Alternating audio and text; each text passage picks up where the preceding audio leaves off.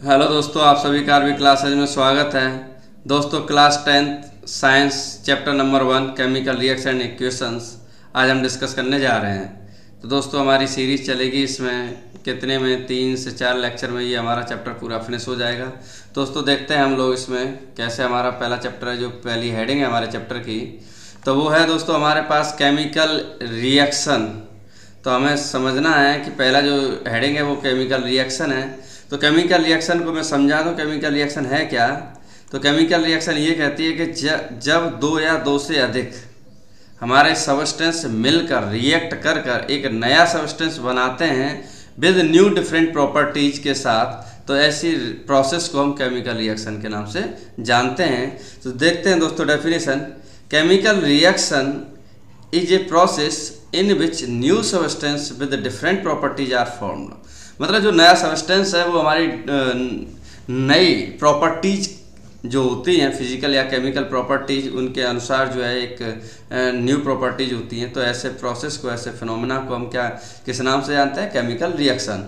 And next point देखो दोस्तों, atoms of one element does not change into another element. उसने बोला है कि एक एलिमेंट जो हमारा एटम्स है, एटम्स के जो एलिमेंट है वो हमारे नहीं बदलते दूसरे एलिमेंट से। अब लेकिन इसका मतलब क्या है? तो उसने क्लियर बोला है कि ओनली रीअरेंजमेंट ऑफ एटम्स, मतलब rearrangement of atoms takes place in a chemical reaction. केवल हम एटम्स के रीअरेंजमेंट कर सकते हैं, उसी को हम बोलते हैं केमिकल रिएक्शन। फॉर एग्जाम्पल के तौर पे आप देख सकते हैं, इसमें हमारे पास ए है, बी है, सी है। जब ये मिलेंगे तो मिलने के बाद हमको ए देते हैं एंड सी एंड बी। तो मिलने के बाद जो रिएक्शन है, अब आप देख सकते हैं इसमें जो है हमारा ए बी सी 3 एटम है। ये एटम क्या कर रहे हैं? आपस में रिप्लेस हो रहे हैं, मतलब रीअरेंज कर रहे हैं और एक नया फॉर्म, एक कंपाउंड जो है, नया प्रोडक्ट जो है फॉर्म क्रिएट करते हैं। तो आप देख सकते हैं इसमें रिएक्शन में कि हमारा एक जो एटम्स हैं, केवल एटम्स का रीअरेंजमेंट हुआ है। एटम्स के जो एलिमेंट हैं उनको हम बाहर से ला के उनको चेंज कर दें, ऐसा हमारा पॉसिबल नहीं है। इसका एक और अनदर एग्जांपल देख सकते हैं हम लोग, carbon plus O2 equal to CO2। तो ये हमारा क्या है? केमिकली बैलेंस्ड है। एंड हम बोल सकते हैं कि हमारे पास जब दो या दो से अधिक एटम्स मिलकर एक नया प्रोडक्ट बनाते हैं विद न्यू डिफरेंट प्रॉपर्टीज, इसी प्रॉपर्टीज को हम एक नया नाम देते हैं, जिसे केमिकल रिएक्शन के नाम से जाना जाता है। नेक्स्ट देखते हैं दोस्तों हम लोग reactant and product. Reactant and product, the substance which combine और react are known as reactant. जो हमारे रिएक्टेंट की डेफिनेशन है वो ये कहता है, जैसे हमने अभी एक एग्जांपल लिया था, उसी एग्जांपल को फिर से ले लेते हैं। Carbon plus O2 equal to CO2। तो जो ये एरो है, इस एरो से पहले ये जो भी है, इसी को हम बोलते हैं रिएक्टेंट। एंड एरो के बाद फाइनली जो हमें प्रोडक्ट मिलता है उसको हम प्रोडक्ट के नाम से जानते हैं। तो हमें रिएक्टेंट एंड प्रोडक्ट हमारे नॉर्मली है, हम क्लास इवन 7th से हम देख सकते हैं। हमारी रिएक्शन मैकेनिज्म जो है 7th से स्टार्ट हो जाती हैं आना, लेकिन 9th में हम थोड़ा सा और डिटेल से पढ़ते हैं। 10th में तो फिर हम डायरेक्ट इन्वॉल्व हो जाते हैं इन चीज़ों में। तो कार्बन प्लस ऑक्सीजन को मिला के हमें CO2 मिलता है। तो ये कार्बन प्लस O2 जो हमारा एरो से पहले है, that is called reactant. And arrow के बाद जो होता है उसे हम प्रोडक्ट के नाम से जानते हैं। दोस्तों, देखते हैं इसमें आगे नेक्स्ट कि क्या है। अभी इसका एग्जाम्पल और दिया है। अच्छा, प्रोडक्ट की डेफिनेशन देखें तो प्रोडक्ट की डेफिनेशन क्या है? The new substance produced in a reaction are known as products.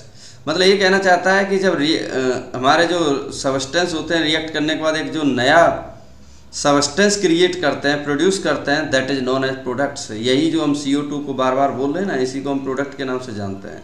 Next दोस्तों, इसमें देख सकते हैं एक और एग्जाम्पल दिया है NH3, जिसे हम अमोनिया के नाम से जानते हैं। एंड एक HCl होता है, जैसे हाइड्रोक्लोरिक एसिड बोलते हैं।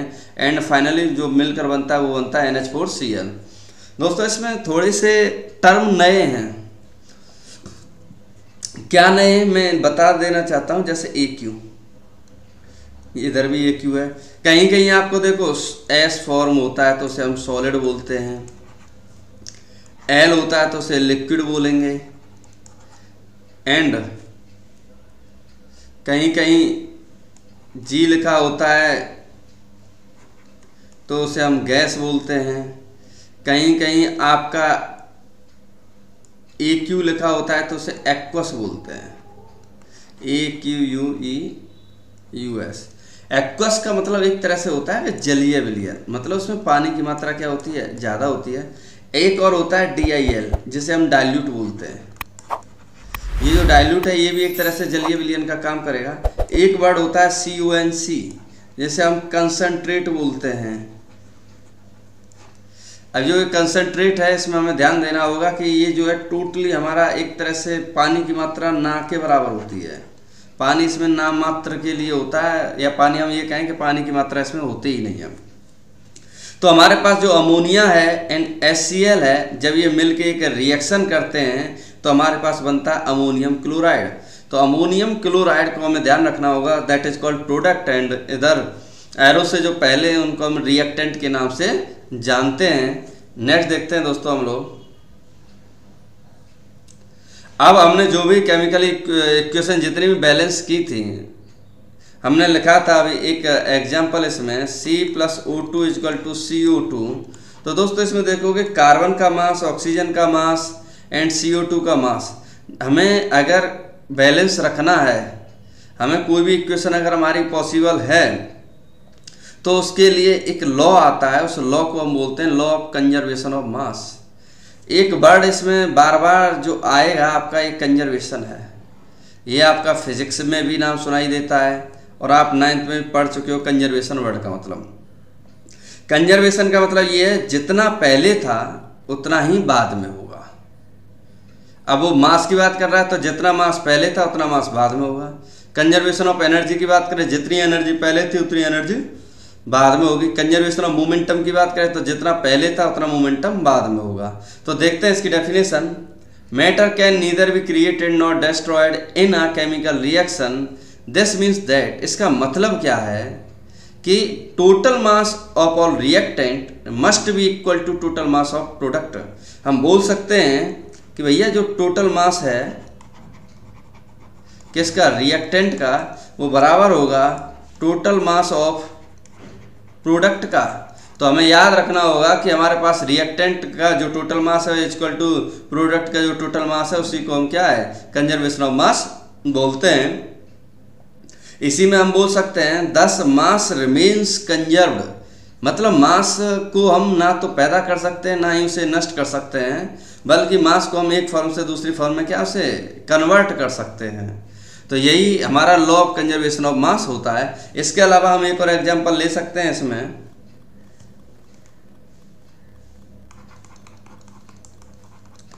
H2, तो 2H2 + O2 = 2H2O। जब जब हाइड्रोजन और ऑक्सीजन गैस आपस में मिलती है तो एक नया फॉर्म क्रिएट करती है जिसे हम बोलते हैं पानी।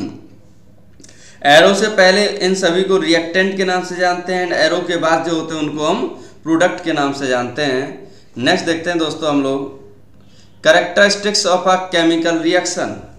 जब हम बात करें इसमें कि केमिकल रिएक्शन की खासियत क्या है, कैरेक्टरिस्टिक्स क्या है, कि how to identify that is called chemical reaction, जिसे हम केमिकल रिएक्शन के नाम से जानते हैं, हम उसके कैसे आइडेंटिफाई कर पाते हैं। तो दोस्तों समझेंगे, the conversion of reaction into products in a chemical reaction is often accompanied by some features which can be observed easily. इसने बोला है कि हमारे पास जो रिएक्टेंट है, रिएक्टेंट से जो प्रोडक्ट बनता है वो हमेशा, हम अगर रिएक्टेंट कराएंगे तो हमेशा हमारे लिए एक प्रोडक्ट जरूर बनेगा, फॉर्म क्रिएट होगा, लेकिन इस प्रोसेस को हम आसानी से ईजिली ऑब्जर्व कर सकते हैं, देख सकते हैं। अब ऑब्जर्व करने के क्या मेथड हैं, उन प्रोसेसों को जानेंगे, समझेंगे। तो उन प्रोसेसों को देखेंगे हम लोग 1 by 1। तो हमारा पहला है चेंज इन कलर, सेकंड है चेंज इन स्टेट, थर्ड है इसमें change in temperature, change in temperature, and fourth है इसमें, जब हम फोर्थ की बात करें तो फोर्थ होगा evolution of gas, evolution of gas. And जब हम फिफ्थ की बात करें तो इसमें एक टर्म नया इंट्रोड्यूस होता है, formation of precipitate, formation of precipitate. तो दोस्तों ये हमारे 5 मेथड हैं जिनके मेथड से हम लोग पहचानेंगे कि कौन सी केमिकल रिएक्शन किस मेथड से होती है। तो पहले हमारा जो है 1 बाय 1 सभी को हम ऑब्जर्व करेंगे, देखेंगे, समझेंगे। तो फर्स्ट है हमारे पास चेंज इन कलर। तो चेंज इन कलर में समझेंगे कि हम कैसे इनको देखें। तो पहली हेडिंग है हमारी चेंज इन कलर।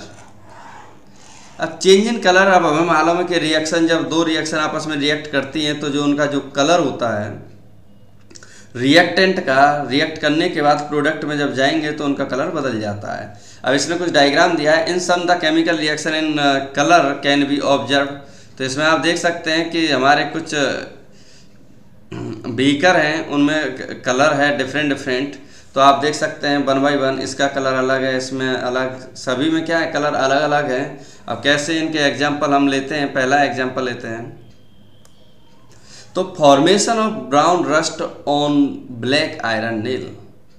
हमारे पास आयरन नेल जो है उसको कैसे, अगर ये एग्जाम्पल, लाइव एग्जाम्पल हम अपने डेली लाइफ में देखना चाहें, जो हमारे चोवे होते हैं, आयरन नेल जिन्हें हम बोलते हैं, कील बोलो, लोहे के जो छोटे छोटे टुकड़े होते हैं जिन्हें हम दुकान से खरीद के लाते हैं, मान लो हमने गलती से उसे खुले में रख दिया, जहाँ कभी पानी की बूंद आ जाए, कभी ऑक्सीजन आ जाए, तो कुछ समय बाद आप देखोगे उसके अंदर ब्राउन कलर, भूरे रंग का एक कलर आ जाता है उन चोवों पर। तो वो अगर आप देख पाएँ तो इस जो ये डायग्राम दिया है, इस डायग्राम में यही दिया है, आप देखो तो ब्राउन रंग का जो भूरे कलर का हो जाता है, जैसे हम रेडिश ब्राउन बोलते हैं, वो हमारे चोवों पे आ जाता है। तो हेडिंग है इसकी formation of brown rust on black iron nail. तो ये बनता कैसे, उसका एक एग्जाम्पल है। आपने आयरन लिया, ऑक्सीजन लिया, पानी लिया, इन सभी को जब मिलाया तो इनके लिए क्या बना, रस्ट।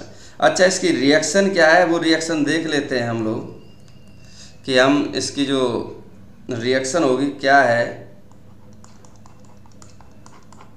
तो आयरन लिया तो Fe, ऑक्सीजन लिया O2, पानी लिया H2O। अब जब ये मिलके बनाते हैं तो एक नया फॉर्म क्रिएट करते हैं Fe2O3.H2O। मतलब पानी के मॉलिक्यूल की मात्रा डिपेंड करता है आप कितना मॉलिक्यूल ले रहे हो, उसी हिसाब से फिर क्या ये बैलेंस होगा। तो दोस्तों ये जो Fe2O3.H2O बना, इसी को हम पता है क्या बोलते हैं, रस्ट। इसी का नाम है दोस्तों रस्ट। और किस कलर में होता है, इसका कलर का नाम है रेडिश ब्राउन। इसी को हम रेडिश ब्राउन के नाम से जानते हैं। तो अगर कोई पूछे, नॉर्मली सबसे बेस्ट एग्जांपल माना जाता है आयरन नेल्स का, कि हम आराम से बता सकते हैं कि हम कैसे देखें।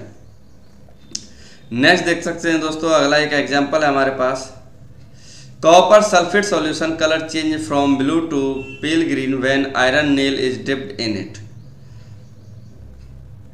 तो हमने क्या किया, हमारे पास एक बीकर है, इस बीकर में हमने कॉपर सल्फेट का सॉल्यूशन भरा और साथ में एक आयरन नेल मिला दी। मिलाने के बाद देखा जो ब्लू कलर था वो पेल ग्रीन में बदल जाता है, और साथ के साथ एक रिएक्शन होती है, एक रिएक्शन फॉर्म होती है। इसमें कौन सी रिएक्शन होती है आप देख सकते हैं। Fe में अगर हमने कॉपर सल्फेट मिलाया तो ये क्या बनेगा, FeSO4 जो एंड Cu। इस रिएक्शन को हम जानते हैं as we call no displacement reaction. Displacement reaction के नाम से हम इसे जानते हैं। तो दोस्तों अब हो क्या रहा है एक्चुअल में, जब हमने बीकर में हमारे पास जब कॉपर सल्फेट का जो सॉल्यूशन भरा हुआ था, उसमें जब हम लोहे की कील को, जिसे हम चोभा बोलते हैं, अगर उसे हम डाल दें, डालने के बाद कुछ समय बाद आप देखोगे कि उसमें हो क्या रहा है। अब उसमें होता क्या है कि जो हमारा कॉपर सल्फेट जो सॉल्यूशन था आयरन से रिएक्ट कर जाता है, तो फेरस सल्फेट आप अगर इस डायग्राम में देखें तो इस डायग्राम में फेरस सल्फेट FeSO4 दिया है, और कॉपर क्या है कि कॉपर जो आयरन नेल्स है उस आयरन नेल पे जाके कॉपर क्या है डिपॉजिट हो जाता है। डिपॉजिट का मतलब ये है कि वो एक तरह से उस पर चला जाता है, जमा हो जाता है। किस पे? आयरन नेल्स पे कॉपर जमा हो जाता है। तो आप मेन पॉइंट क्या है इसमें कि आप देखेंगे कि जो हमारा पहले जो कलर था वो बाद में कैसा कलर हो जाता है, अलग हो जाता है, बदल जाता है।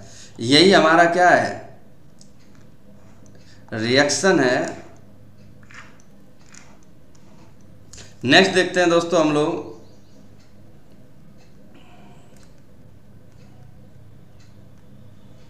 Chemical reaction between citric acid and purple coloured potassium permanganate solution is characterised by a change in colour from purple to colourless.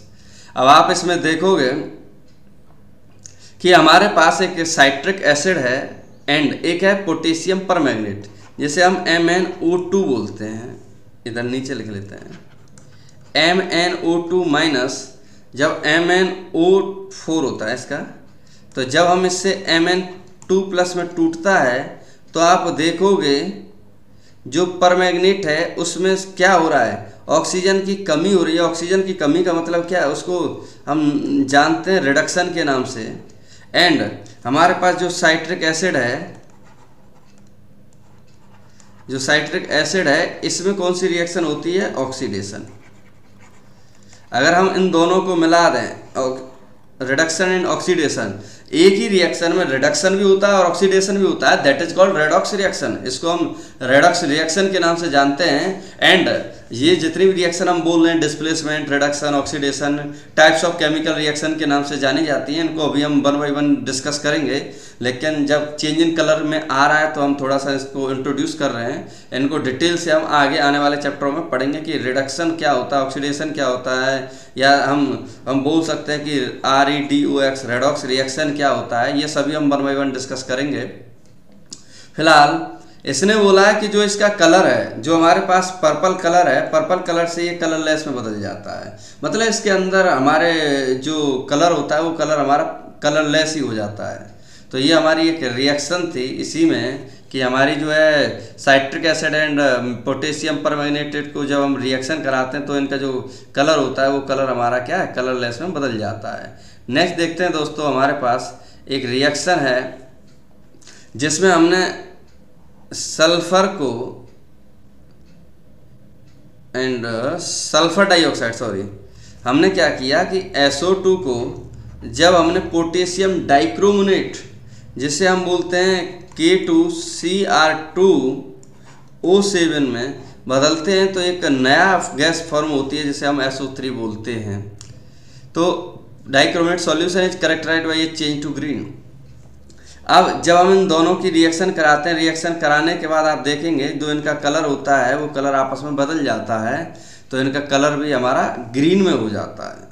तो दोस्तों ये हमारी रिएक्शन थी सल्फर डाइऑक्साइड एंड पोटेशियम डाइक्रोमोनेट की। तो इनके बीच में जब रिएक्शन होता है तो इनके बीकरों में आप देख सकते हैं कलर बदल रहा है, तो इसलिए कलर इनका चेंज हो जाता है। नेक्स्ट देखते हैं दोस्तों, हमारे पास चेंज इन स्टेट है।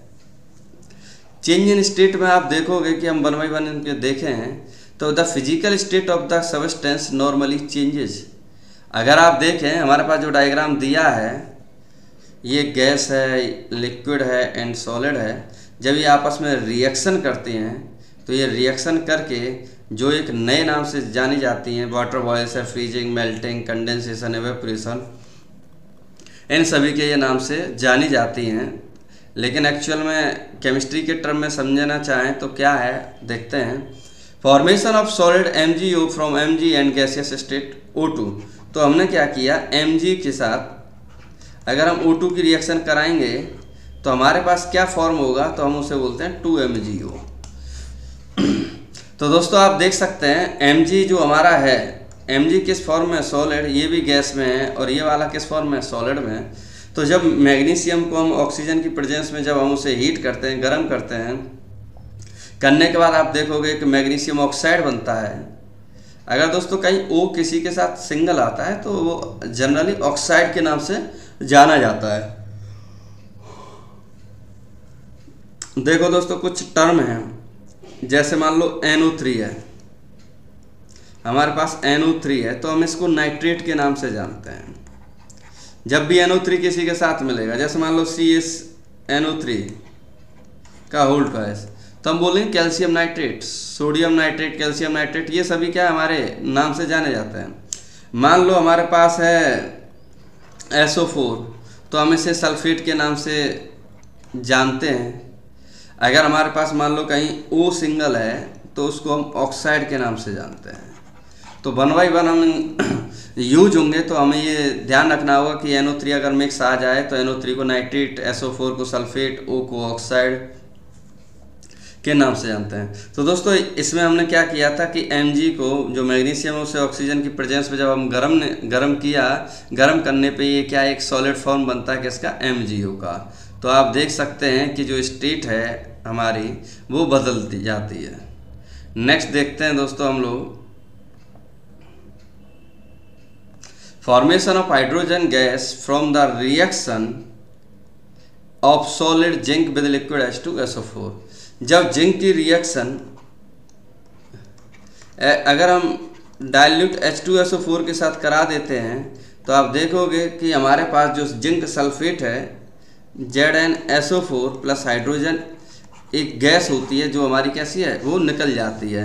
तो हमारी एक स्टेट है, H2SO4 पहले डाइल्यूट फॉर्म में था, डाइल्यूट फॉर्म से गैस में बदल जाता है। तो ये हमारा क्या फॉर्मेशन ऑफ हाइड्रोजन गैस है। आप देख सकते हैं डायग्राम में कि नीचे इसमें जो है हमारे दानेदार कण पड़े हुए हैं। इन्हीं दानेदार कणों को हम क्या बोलते हैं, जिंक ग्रेन्यूल्स, एंड ऊपर एक लिक्विड फॉर्म में एक सॉल्यूशन है, जैसे डाइल्यूट सल्फ्यूरिक एसिड बोलते हैं। ये जो कांच की एक कॉनिकल फ्लास्क है, ग्लास ट्यूब लगा होता है, एक कॉर्क लगा होता है, ये हमारे पास क्या है कि इसमें पता चलता है कि हाइड्रोजन गैस हमारी कितनी निकल जा रही है। नेक्स्ट देखते हैं दोस्तों हम लोग change in temperature. Next third heading है हमारी केमिकल रिएक्शन को ऑब्जर्व करने की। हम केमिकल रिएक्शन को टेम्परेचर से भी आइडेंटिफाई कर सकते हैं, पता कर सकते हैं कि भाई हाँ, हमारी जो रिएक्शन है वो केमिकल रिएक्शन हो रही है। क्या है देखेंगे आप, most of the reaction are accompanied by temperature change. अब हम वो कह रहा है कि अधिकतर जितनी भी रिएक्शन होती हैं आपकी, वो सभी टेम्परेचर चेंज पर डिपेंड करती हैं। हो सकता है उनका टेम्परेचर बढ़ रहा हो सकता है उनका टेम्परेचर घट रहा हो। अब कैसे होती हैं उनको हम 1 by 1 समझेंगे। तो पहला एग्जाम्पल है हमारे पास, in the reaction between zinc and H2SO4 flask was to be found to be was rise in temperature taken place. तो आप देख सकते हैं कि जो जिंक है वो हमारी H2SO4 के साथ रिएक्शन करता है, और उसे जब हम हीट देते हैं तो हमारे पास zinc sulphate plus hydrogen gas हमारे पास निकलती है, और हम बोलेंगे इसका जो टेम्परेचर है वो क्या हमारा धीरे धीरे बढ़ जाता है। तो ये हमारी रिएक्शन हो जाती है। नेक्स्ट देखते हैं दोस्तों इसी में, if a reaction between barium hydroxide BaOH का whole twice and ammonium chloride NH4Cl is carried out in a test tube, it is observe that.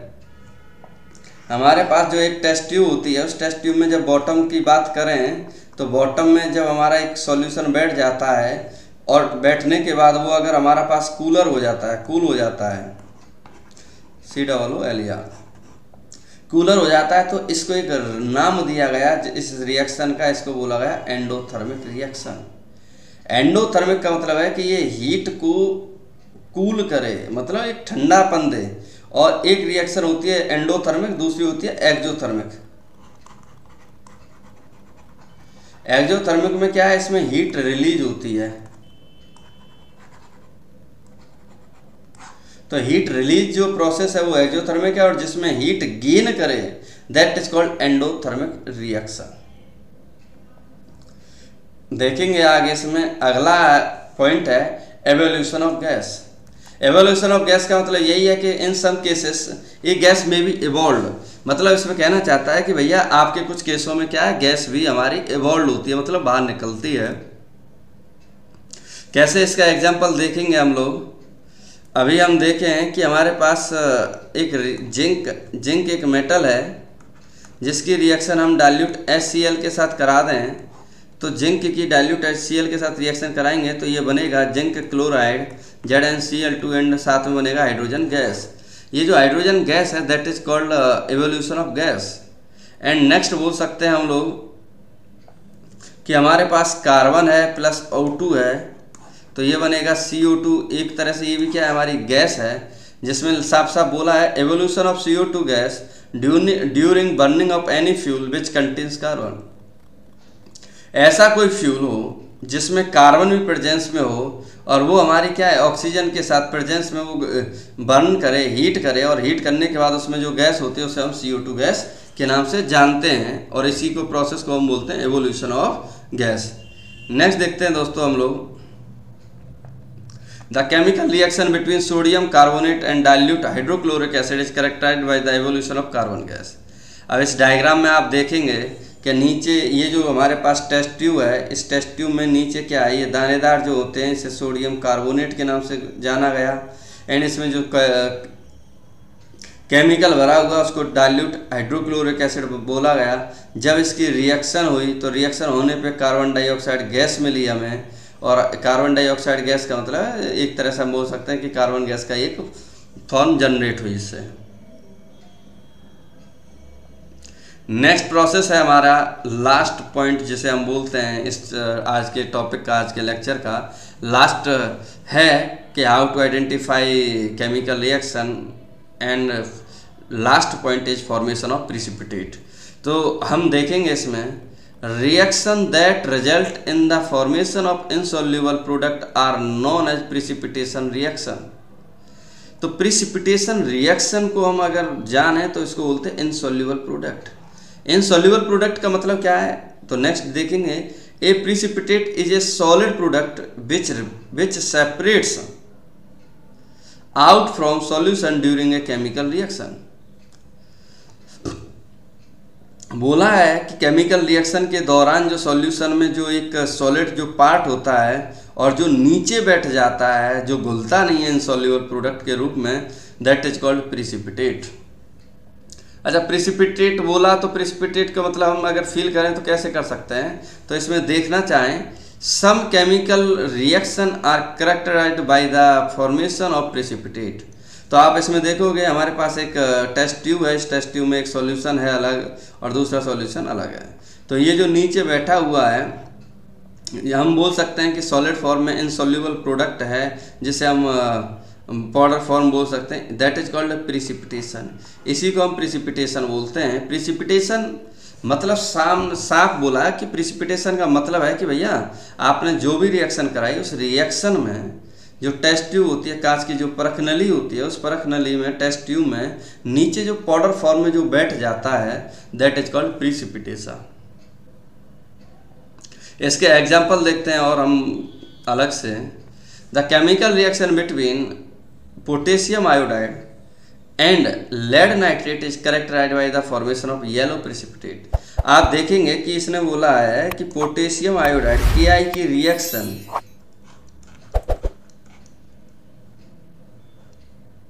Ki की रिएक्शन अगर हम मान लो लेड नाइट्रेट PbNO3 का होल ट्वाइस अगर हम इसकी reaction कराएं तो ये क्या बनेगा, PbI2 के साथ में KNO3 भी हमारा क्या हो जाएगा, जनरेट हो जाएगा। जो PbI2 बना इसी को हम नाम दिया प्रिसिपिटेट,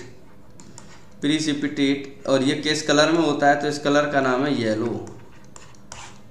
तो हमें ध्यान देना है कि हमारे पास पोटेशियम आयोडाइड है एंड लेड नाइट्रेट है। जब हम इसको रिएक्शन कराते हैं तो रिएक्शन करने पे लेड आयोडाइड बनता है जिसे हम प्रिसिपिटेट बोलते हैं। अगर हम एक सॉल्यूशन लें तो सॉल्यूशन में देखोगे कि होने के बाद ऊपर क्या KNO3 रहेगा, लेकिन नीचे पाउडर फॉर्म में क्या रहेगा, प्रिसिपिटेट, जिसको हमने बोला येलो कलर में होता है। नेक्स्ट देखते हैं दोस्तों, इसी में AgNO3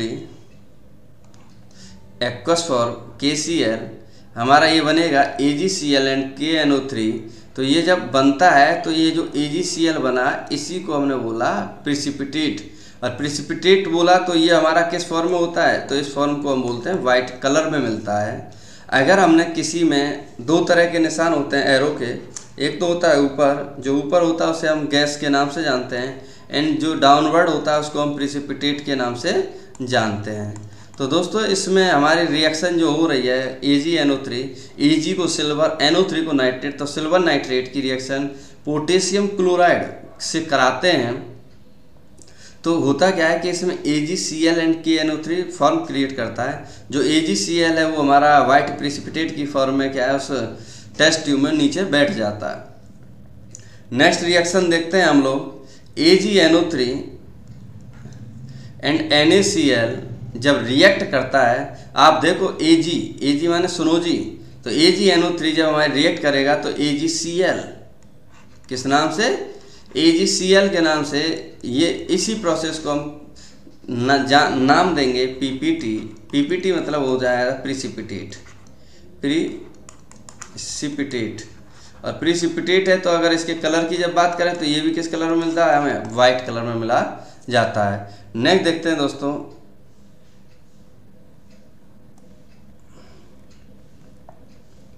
FeSO4 फेरस सल्फेट के नाम से हम जानते हैं, एंड सोडियम हाइड्रोक्साइड NaOH जब हम रिएक्ट करते हैं तो हमारा बनता है FeOH का होल ट्वाइस। ये जो 2 है ये हमारा होल ट्वाइस में है, एंड Na2SO4, ये 4 भी हमारा क्या है सफिक्स में लगेगा। एंड अब तीर का निशान लगा है, इसका मतलब आपको पहचान में आना चाहिए कि ये किसकी बात कर रहा है, FeOH का होल ट्वाइस, तो ये बात कर रहा है प्रिसिपिटेट की। ये किस नाम से जाना जाएगा, प्रिसिपिटेट। अगर प्रिसिपिटेट के नाम से जाना जाएगा तो इसी को हम बोलते हैं FeOH का whole twice precipitate. And next जब बात करें AlCl3,3NaOH जब रिएक्ट करेगा तो AlOH का होल ट्वाइस, ये भी हमारा दोस्तों एक किस नाम से है, प्रिसिपिटेट के नाम से जाना जाता है।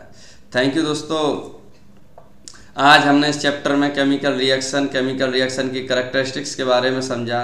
नेक्स्ट आगे हम देखेंगे दोस्तों अपनी जो हमारी केमिकल रिएक्शन होती है या केमिकल इक्वेशन होती है उनको हम कैसे बैलेंस करते हैं। और दोस्तों अगला जो हमारा जो क्लास होगी वो क्लास बहुत ही इम्पोर्टेंट होगी, क्योंकि बोर्ड में वैसे भी सिलेबस आपका बहुत हद तक कट चुका है, लेकिन जो अब सिलेबस में है उस सिलेबस में बहुत ही इम्पोर्टेंट टॉपिक है जिसे हम बैलेंस करना सीखते हैं, और बैलेंस करने से हमेशा क्वेश्चन पूछा जाता है हर साल की तरह। ठीक है दोस्तों, तैयारी करते रहिए, लगे रहिए और जमे रहिए। धन्यवाद दोस्तों।